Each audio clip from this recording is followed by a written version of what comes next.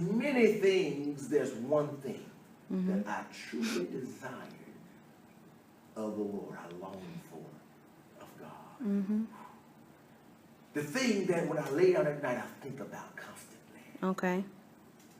The thing that when I'm driving in my car, I'm always thinking of, always heavy on my mind and in my spirit. The thing that I can just taste when I think about God. He said, the one thing that I desired of the Lord.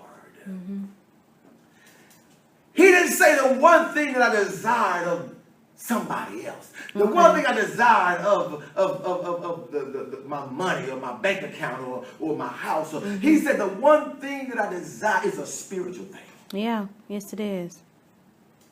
David's desire was a spiritual one. His desire was connected to his God. His desire, his longing, his hunger, his thirst, his craving was connected to his God. Okay, now. Yes.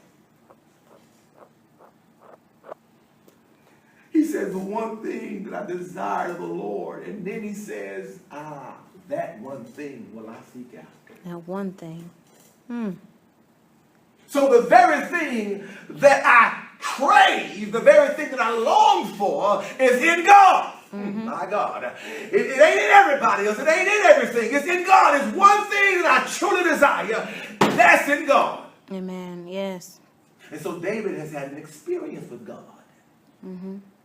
Because of his experience with God, now he craves the things in God. You got it? And he said the one thing he desired the Lord, that will he seek after. And so now he's going to search for it. Yeah. You got it? He said that I may dwell in the house of the Lord all the days of my life. And so now David wants to be in God's presence. The one thing he desired of God was to be simply in the presence of God. Yes. Ooh, God. Don't you understand that in God's presence, you don't have to worry about the devil himself? All right now. Don't you have to worry about being in God's presence? You got all kind of peace and joy. And you got it? Yes.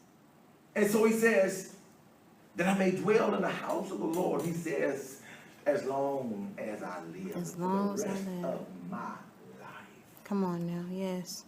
That I may dwell in the house of the Lord all the days of my life. And look what he says. To behold the beauty of the Lord. And just to inquire in his temple. Look. Just can you imagine what David was really saying? He said to behold. Ooh. Just to behold the beauty of the Lord. And it's not just God, but it's everything in connection with him. Yes. Anything God touches or anything that God becomes around or near, it becomes beauty. You got it? Can you imagine God dwelling in a place of filth? You got it? Can you imagine what heaven really looks like? My God. Can you imagine how beautiful it is? So David now, his focus is above the earth. Yeah. His focus is in the heavens. And it's possible that David wanted to dwell in the temple of God. Because that's where you would find God. In the house of God. You got it? And so if David can dwell in the house of God and live the life that God is pleased with in the earth, he can continue.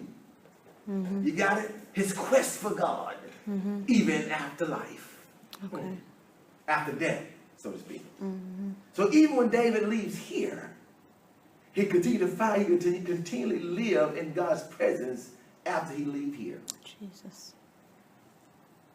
And so, as Christians, we must have a passion for ministry. Amen. A desire to see souls saved and set free. Just as Jesus came and gave his life for the purpose of others, we must give ourselves and do real ministry. Got it? We must give of ourselves and do real ministry. Amen. The material things will come.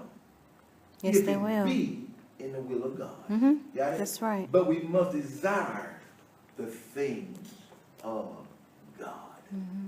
Search yourself. Search your heart. And determine today what is my desire. Amen. What do I really want to see in this earth? What do I want to see come to pass? What do I want to see God do? You got it? Is it things for me? You got it? My natural mind, my natural body, my natural life? Or is it things that I want to see for others? Spiritual things. Do I want to see God move by his spirit and his power? Yes. Do I want to see God move in a mighty way? Do I want to see God show up with his right hand? Amen. You got it? So we have Yes. to ask ourselves, what is